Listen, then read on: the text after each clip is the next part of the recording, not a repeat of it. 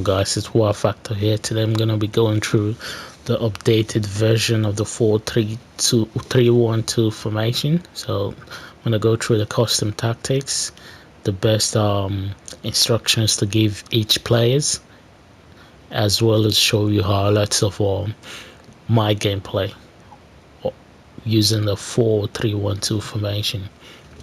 Well, as you can tell right now, it's not my starting formation, and I'm going to explain why in a second. The reason I use this 4-4-1-1 formation is because I need my best players in the team.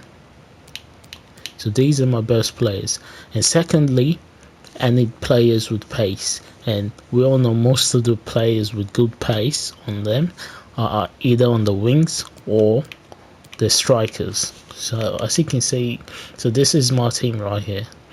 The fastest players I've got are mostly wingers and strikers. My center mids are somewhat fast, but they're not that fast. So I need information that allows me to put most of my fast players, or start with most of my fast players, so that when I switch into my main formation, which is the 4-3-1-2 formation, I'll have these players in game, because even if I decide to start off with the 4-3-1-2 formation, I wouldn't have these players or these players in game. And even if I decide to pause the game and sub them in, you only get 3 subs. You know, I don't want to use up 3 subs that early in a game. So we've got some pretty decent center mids. I'm gonna show you in a second, but they're not that fast compared to my wingers and center forwards. I've got these guys, these bad boys right here, but you know, this guy is pretty fast, but he's not Ronaldo. You know, in terms of stats, he's not Ronaldo. You can't compare him to Ronaldo.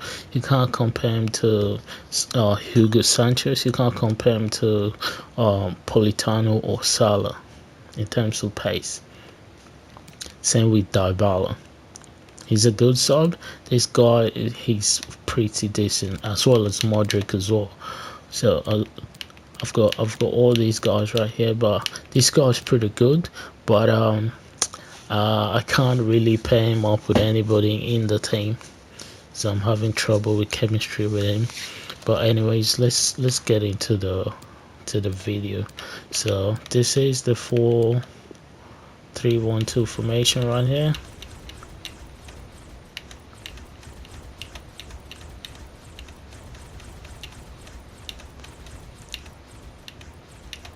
If I can find it. Almost there. So yep, here it is. So you've got 3 center mids, 1 cam, 2 center forwards, a left back, 2 center backs, and 1 right back, and of course the goalie.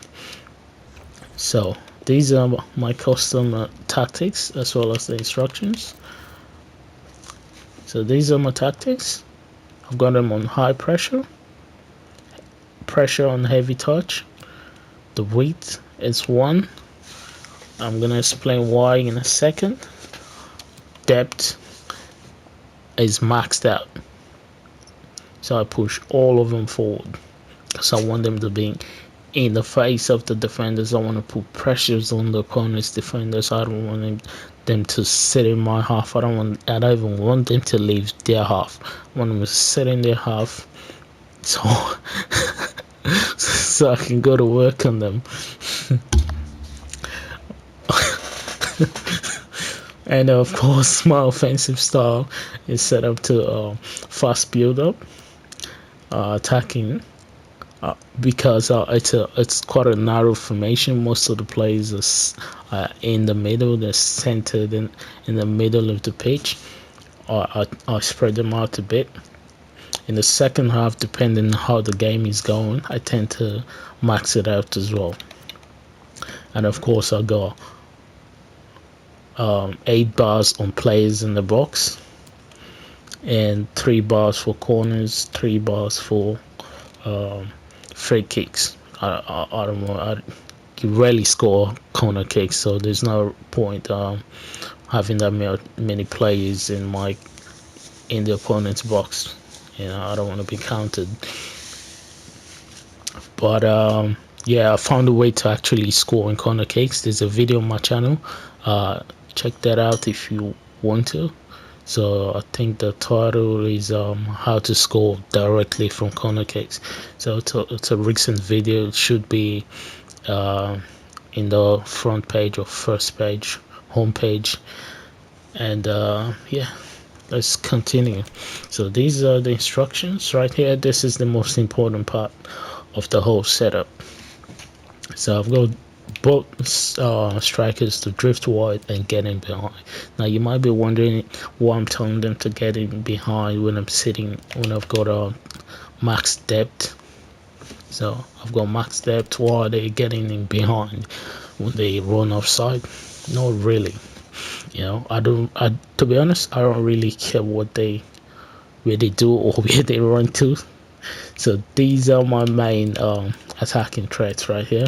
So as you can see, I've got this guy will get forward, this guy will get forward, and this guy is balanced get into the box for crosses.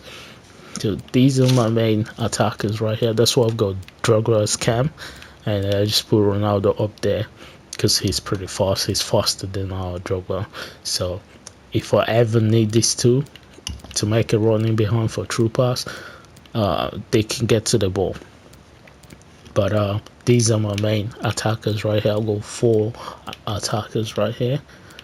Mind you, I never play Alan, so I usually play what's his name, Socrates, the icon, and of course Politano does play, and Essien sits here right here. So I'm gonna start with Drogba. Drogba is on balance, basic defensive support.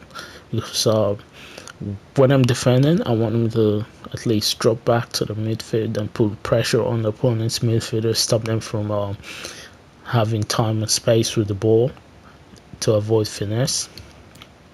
And of course, these two guys get forward, so that's why Drogba is on balance. Otherwise, I'll tell him to stay forward, but he's on balance. So while these guys are tracking back, I also want Drogba to make his start making his way back to cover for them, because sometimes they do get really deep, like in the 18-yard box for rebounds and all that.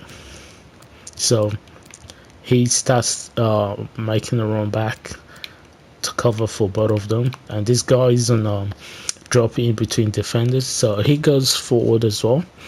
But because he's set to drop between defenders, once I lose the ball, he's gonna start sprinting back, and that gives me the option to switch to him and start putting pressure on the opponent. That's if he's trying to counter through the middle.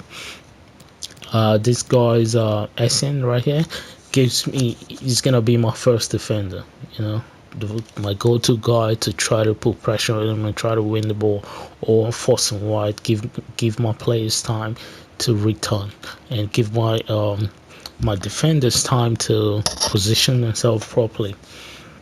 And as you can see, I've got him set to aggressive as well.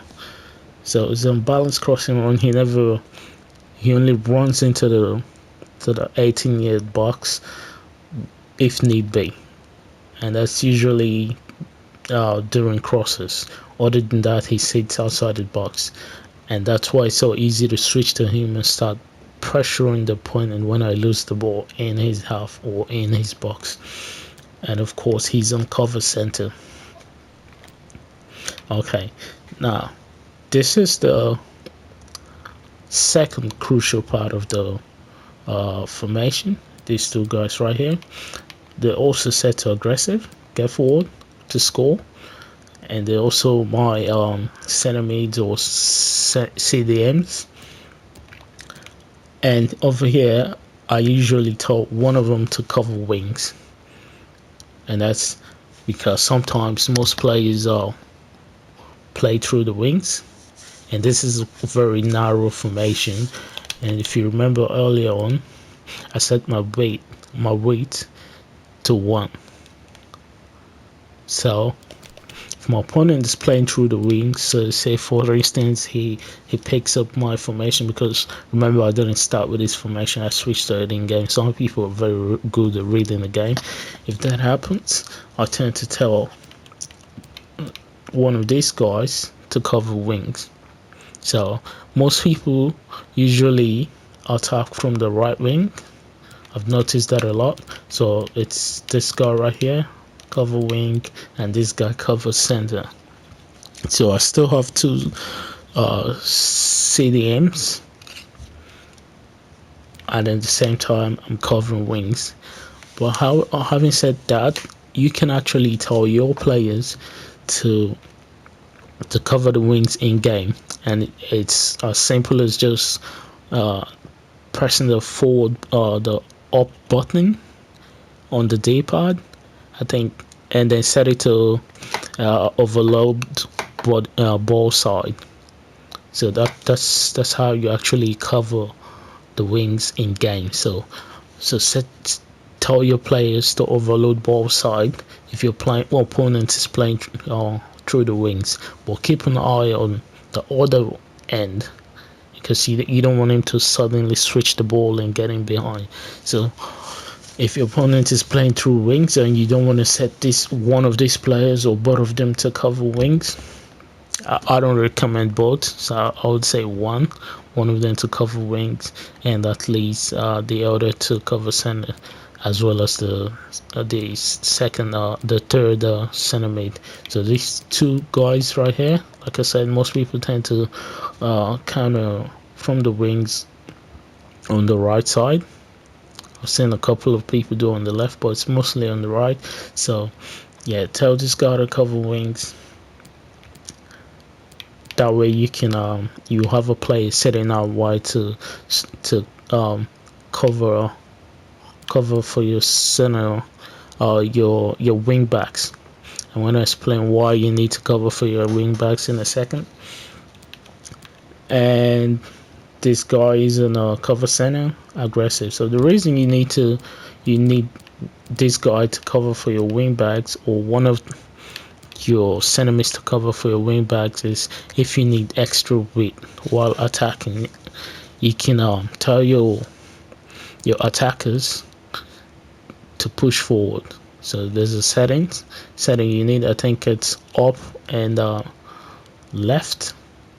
Yeah, to tell your wingers to attack, because like I said, this formation is a very narrow formation, so sometimes you do need width. So if hogging sideline is not your style of play, you can tell your wing backs to actually push forward to provide support on the wings, while these guys remain narrow and central for cutbacks and rebounds. Now the reason I've got pressure and heavy touch is because sitting that high up, when I lose the ball, I want to try to win it back as quickly as possible. So as you can see on the animation on the right hand of your screen, on the gray tab, so you can see what actually happens when you lose the ball or the opponent passes the ball back to their defender. Your players push forward and crowd at the player with the ball and all the players next to him. So with max depth, that's very effective to win the ball back. I mean, of course, you can say pressure after possession loss, but they lose stamina. I don't want to lose stamina when I'm sitting back this high up and I need players to run back and try to defend and win the ball back. So I don't want to lose stamina at all. And that's another reason why I've got these players, or rely on these players on the wings. They tend to have a higher stamina rating compared to center mids and CDMs. So that's why I start off with a 4-4-1-1 formation. That way I can have players like Ronaldo, Politano, Drogba and Sanchez with good pace, as well as good stamina rating. So they usually play 2 games for me full time, full 90 minutes, without actually losing stamina, you know. But yeah, I'm gonna show you an example of or highlights of my gameplay, and also, well, before I do that, I'll show you certain players you can use if you've got them. I don't want to save this. I don't know what change I made though. Nope. So, like I said earlier on, I never played this guy. I've got this guy over here. He's got better pace compared to him, better shooting. Because like I said, the 4 players in the midfield are my main attackers, not the 2 up front. The 2 up front are decoys. They pull the defenders away for these guys to make a run in behind for cutbacks, 1-2s or whatever. So yeah, this is my setup. I often play, sometimes I play solo over here, and this guy is pretty decent as well. So sometimes I do this, and of course my left back is Maldini, but I'm currently trying to complete some challenges at the moment. That's why my formation is all messed up, because I need certain players for the challenge. But anyways, let's get into the highlights real quick.